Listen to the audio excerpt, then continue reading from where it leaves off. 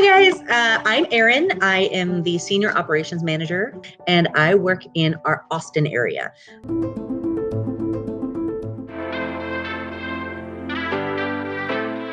Don't wait until the last minute. 2 weeks out can seem like it's a long time, but really we have a lot of customers who book a month in advance, especially for times at the end of the month.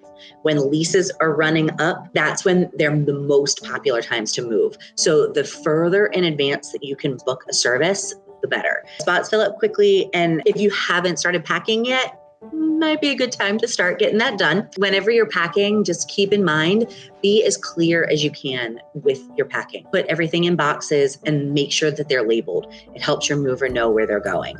So as you're getting closer and closer to those dates, make sure that you're labeling packages. You don't have to do everything in one day. The longer you wait, the harder it is. If you start earlier and do a couple boxes a day, you'll find that you're not as overwhelmed. And depending on where you're moving to or from, make sure you check about reserving elevators and parking spots. People don't always realize that that's something that you need to do, and it comes to the day before or the day of the service and they realize that they didn't actually make those reservations, and then all of a sudden they can't make those very easily, and a certain driver is parking down the street because they didn't have a spot reserved, or they're waiting on an elevator to share with a whole bunch of people because the freight elevator wasn't reserved. So try to look into that information as far in advance as you can. 2 weeks sounds like a good time frame. If you can do it before that, great. For specifically apartment to house moves, what I would recommend is checking in with the complex.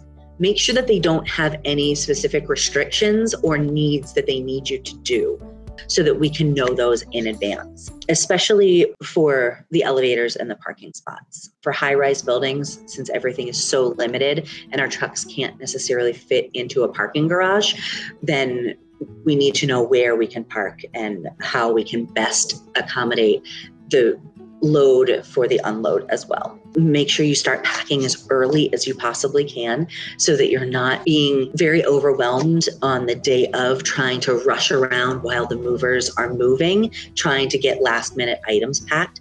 If you pack little bits at a time in advance of the service, it's amazing how much less stress rolls on your body that day of the move.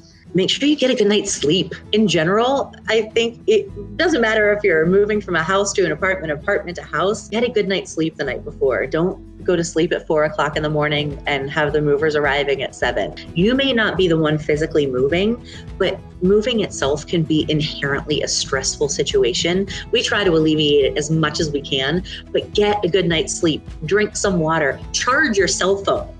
That way you know that the movers can get in touch with you and your phone didn't die and now you're scrambling to figure out how you can get in touch with them. It's the little details that will help make the biggest adjustment. And then on move day itself, make sure that you communicate with your crew.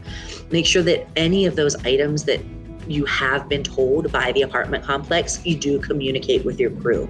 Show them where the stairs are, show them where the elevator is, show them where the loading dock is. As much of that information as you can share in advance is very helpful to the movers. When you're moving from a house to an apartment, make sure you do a walkthrough with your crew of the home itself. Point out any areas that you are moving items from, open all the closets, open all the doors, make sure that they know where they're parking out in front of your house. In advance of your service, talk to your neighbors. Make sure with your neighbors if they are planning any services, so that way there aren't too many contractors in the same area or on trying to park in the same spot. It's really amazing how quickly those areas can get congested. Checking in with the city to see if there is a way to reserve a parking spot or a space, that might be a great idea as well.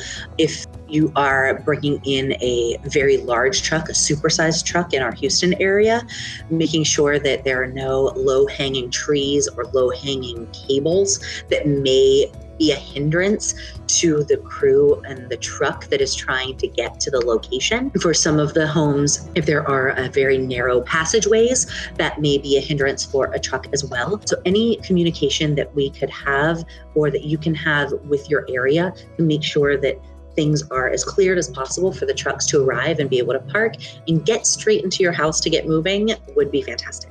In general, when you're thinking about the day of the service and how you're packing, if you want to label the doors, if you have little Post-it notes or a little piece of paper, and you can tape that on the door to say, this is the master bedroom, this is kid bedroom 1, or this is Joey's room. The more you have things properly labeled and communicate with the crew, the better. Make sure that all of the items are taken out of the closets, that they didn't miss anything in a particular door or behind a door. And also making sure that the drivers do a walkthrough of their truck before they pull out to make sure that nothing is left behind on the truck. They do have a very large truck and they do have a lot of supplies on the truck. Unfortunately, we can't let you into the truck because we don't want you getting hurt. It's really important to pack in boxes or storage bins rather than in plastic bags or having loose items. It makes everything for move day go so much faster. And also making sure a dresser is a great place to store your items whenever you're in your home or your apartment, but it is not a good place to pack your stuff when you're moving. So make sure that your dresser drawers are emptied of all the items, and those items in those dresser drawers are packed in boxes and bins. Even though it doesn't seem like it would be that heavy and you think, oh, they have dollies, they're hefty men, they can do that. It may not be the case for your actual furniture. Take a look at the items that you have, the items that you're going to be moving. If you're moving large items, do they need to be disassembled? Is it a safe? How heavy is the safe? Make sure that you're alerting the company you choose to do your move to what those items are. Safes can be very, very heavy. And unless you have a hydraulic lift, it's going to be men lifting it up themselves onto wheels. So having it be emptied for a safe in advance is fantastic.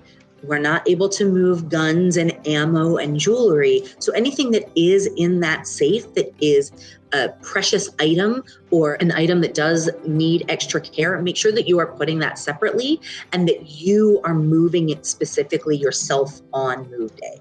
But for a safe itself, the door may have to come off. It may need to be unbolted from the floor. So you may need to see if you need a special contractor to come in and help you unbolt a safe from the floor. If you have a grandfather clock, make sure in advance of the crew being there, you take the pendulum out and the weights out. We're not able to do that. Any of those inner workings of the clock, they need to be removed because they are very, very delicate. Make sure that you are properly placing those into a box so that they can be put back into the clock by either yourself or a clock specialist after the fact. Since our crews are movers, they are not, unfortunately, appliance repairmen or grandfather clock specialists. Same thing with washers and dryers. Washers and dryers, make sure that you disconnect them at least 12 hours to maybe 24 hours in advance of move day. Don't go doing a last load of laundry before your move day. Make sure that you have those unplugged so that the water lines can drain and be emptied before the crew gets there. You don't want to have any issues on the day of that water starts leaking into your home or into the truck onto your belongings as the items are being moved. So plan in advance for that.